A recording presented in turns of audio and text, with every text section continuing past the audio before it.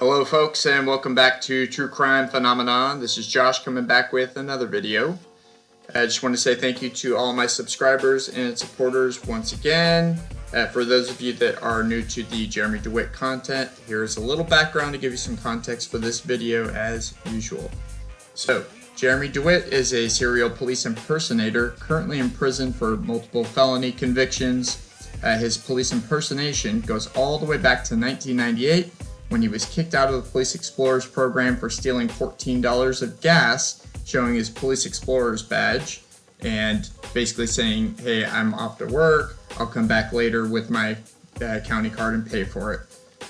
Now, so Jeremy started a funeral escort company that was under investigation by the Orange County Sheriff's Office. In order to combat this investigation, led by Corporal Ramsey and Sergeant Vidler, Jeremy would send in his employees and friends to make complaints about Vidler and Ramsey.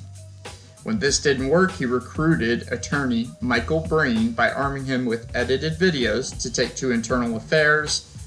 Michael Breen was interviewed by Sergeants Mitchell and Vasquez. I have that actually in my Internal Affairs playlist. Check it out if you would like.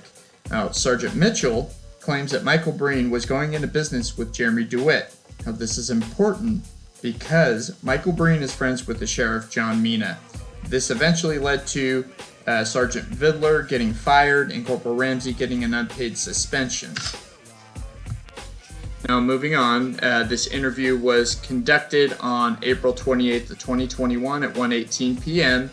between Sergeant Justin Wall, Sergeant Michael Harmon from the Professional Standards Division, and they're interviewing Acting Captain Lieutenant Mike Crabb. Now, Part 1 covered the arrest of Jeremy Dewitte on March 23rd, 2021, and Lieutenant Crabb acknowledges that he approved the probable cause for Jeremy's arrest after reviewing the jury instructions that Vidler had showed him. Now, he also said he told Corporal Ramsey to interview Jeremy Dewitte about the arrest, feigning some confusion about previous issues that Jeremy Dewitte had had with the department and Corporal Ramsey's involvement with the previous investigation. Now, Major Hosey and the higher-ups were informed of his arrest. Now, what I ask myself is, why do they need to inform the higher-ups or the chain of command for arresting a well-known felon? Just kind of chew on that while you're listening to this. Why would they need to do that? That makes no sense. I've never heard of this before Jeremy Dewitte. I've heard maybe celebrities, but Jeremy Dewitte's not a celebrity. So why would they need to inform the higher-ups? Let me know what you guys are thinking down in the comments. Why would this happen? Why would this take place? Please like, share, comment, and subscribe, and I'll catch you on the other side. Did you eventually concur with Sergeant Vidler's assessment of the charges? I felt like he had probable cause. Okay. Based on the jury instructions. All right. So based on what you knew, you believe Mr. Dewitte had committed the criminal offense of carrying a concealed weapon? Based on what I read and understood from it, yes. Okay. So on body-worn camera, right before Corporal Ramsey goes into the interview, there's no audio, but it's you. It looks like Sergeant Vidler, obviously Ramsey from his body-worn camera, and the gun belt is on the table. Yep. That was in front of my office. Okay. Yeah. So okay. Is that kind of where all that discussion took place there? Yeah, I may have ended up going into my office at some point and sitting down at my desk or something. Okay. Keith may have come in there or peeked his head in the door. Okay. At one point, it looks like you guys are laughing about something. Again, there's no audio. But it was right before Corporal Ramsey goes into the interview. Do you remember what it was that you guys were laughing about or joking about? Or no idea. All right. But that's kind of the general area where you guys were having that conversation. It wasn't captured with audio, but it was. So yeah, it would have been. Like I said, part of it could have happened in my office. Okay. Because that's the entrance to my office. Okay. That little table is actually right in front of my door. Okay. Well, right next. And to it looks door. like the gun or the pepper ball gun is actually out of the holster at one point. Were you guys examining it or looking at it? Mm-hmm. Okay. And you said it looked like a real firearm. Definitely looked like a real firearm. Okay. At what point did you realize that it was a pepper ball gun? I mean, I knew it only because Keith told me it was. Okay. So I didn't take the magazine out or play with it or anything like that. I just looked at it. Okay. All right. So then you were aware, obviously, that Corporal Ramsey goes in and does the interview because you told him to do it. Yep. Did you stay there until the conclusion of the interview? I think you said that Yeah, you told him to wrap it I should up. have been in my office, yeah. Okay. So you were there pretty much the whole time, and you said your internal clock. What was it like? It was going on too long, or? I don't. Like I said, I don't want to say it was too long. I just felt like we'd had him long enough. Let's get him over to the jail. Okay. But were you present for the interview? I was not. Okay. Have you reviewed the interview since? I have not. What do we got here? Just so we can go back to it. For convicted felon carrying concealed weapon, Florida Statute 790.23. I think maybe this is the portion that you're referring to. Correct me if I'm wrong, that third paragraph.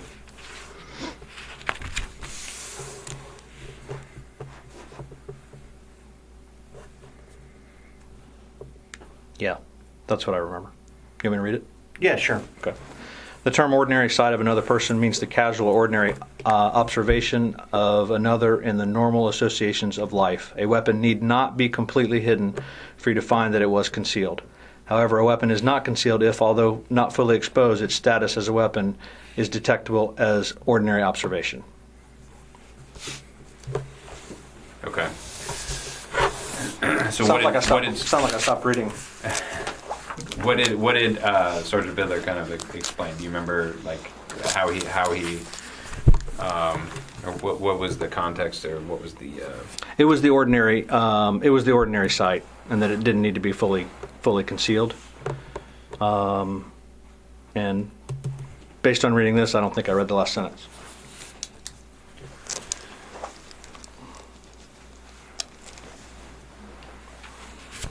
Okay. So is this what he presented to you? Are these the correct jury instructions? It looks like the ones he actually emailed them to me. Okay. So I can double check that, but at that I'm 99.9% sure that those are the ones. Okay. And yeah, this last sentence, however, a weapon is not concealed if, although not fully exposed, its status as a weapon is detectable by ordinary observation. Would you say that a firearm in a gun belt holster is detectable as a weapon? Yes, I would.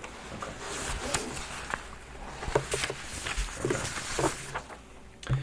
Are you saying you weren't familiar with that part of it at the time? I don't remember reading that last sentence. Okay. All right. Just while we're on that, I just wanted to be clear. So was Sergeant Vidler saying that the object itself was not visible, therefore it was concealed, or at least a portion of the firearm was not visible, therefore it was concealed? Is that the argument, or correct? Or that's That was the gist of it, because it was in a holster. The holster covered the majority of the object of the itself was not visible. Correct. Okay. All right. And that was what Sergeant Bidler kind of explained. Correct. And you concurred. Now, having read this, I'll ask him. I don't remember seeing that in statute. I haven't read, at that point I hadn't read carrying a concealed weapon statute in forever. So right. We pulled the statute up. We looked at that, and it wasn't clear in there. And then that's when he pulled this up and showed this to me. Okay. So, and I have to look. He highlighted it for me. Maybe the last sentence wasn't highlighted and I missed it, but I can look it up and see. But yeah, I definitely did not remember reading the last sentence. Okay. Now, after reading this last sentence, do you feel differently? I can see where there could be an issue with that. Okay. Because, like you said, a firearm or any weapon in a holster that is partially visible, you would recognize it as being a firearm or a weapon, even in a holster. Correct. Yeah, there would have been enough sticking out. Okay. To figure that out. All right. Just want to make sure I covered all that.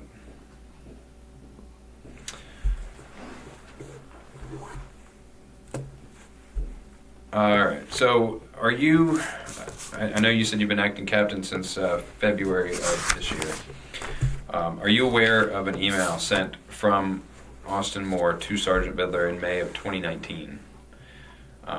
That email from Austin Moore, who is one of our legal lawyers, advising that there was nothing illegal about Metro State employees openly carrying pepperball guns.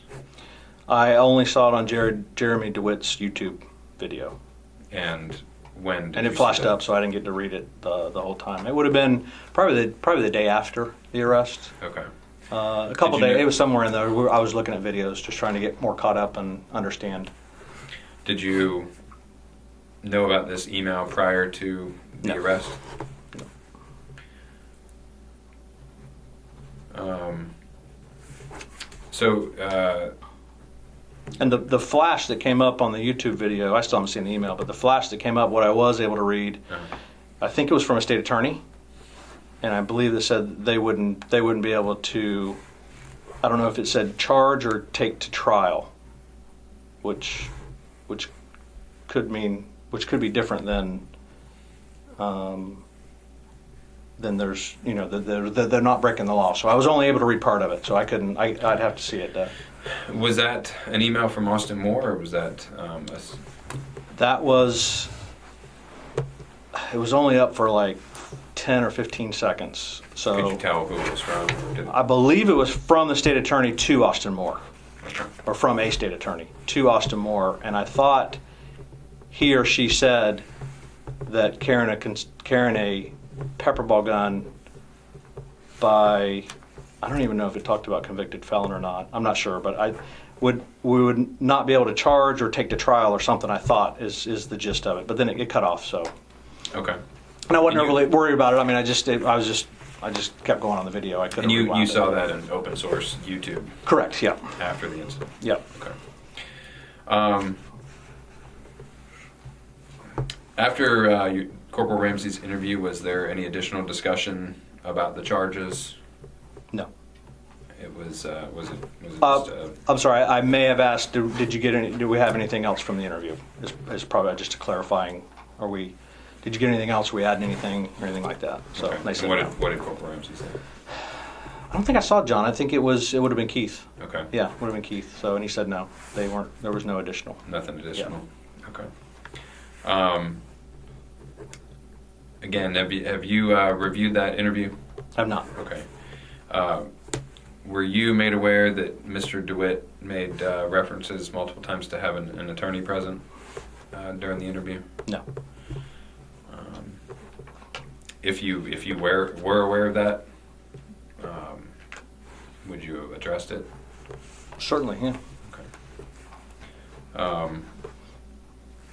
Were you made aware that that during the interview and on the traffic stop, that Mr. Dewitte claimed that he had an email from Orange County Legal saying that he was that open carry of pepperball guns by Metro State was not illegal? I don't know anything about the interview because I wasn't involved with that or seen the video.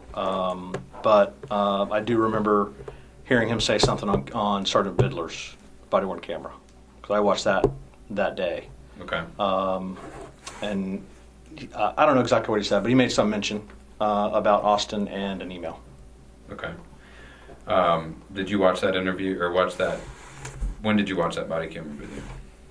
That would have been right outside my office that same time we were talking while Jeremy was still in at Sector 4.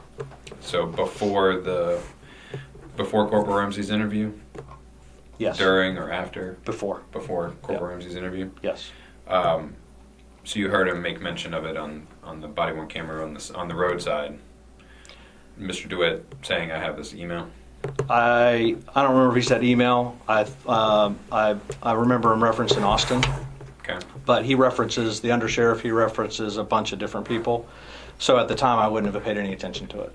It would have had no matter in it to me because it's Jeremy. and that's partly what he does. So there would have been, I would have had no reference to worry about it. One, I didn't know anything about the email that he was even talking about, and him throwing around names. I mean, defendants do that all the time. So I wouldn't have. Have you ever met Mr. Dewitte before this day?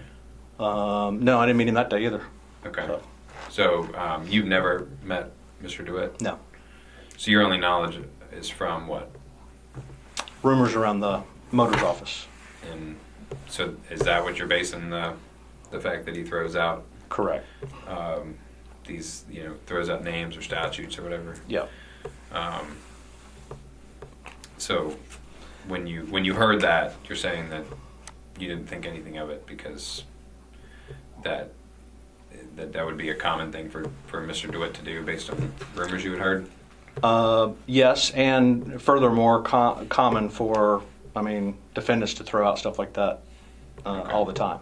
So. All right, folks, that's going to wrap it up for part 2 of the Mike Crabb Internal Affairs interview. Please like, share, comment, subscribe, and I'll catch you on the next one.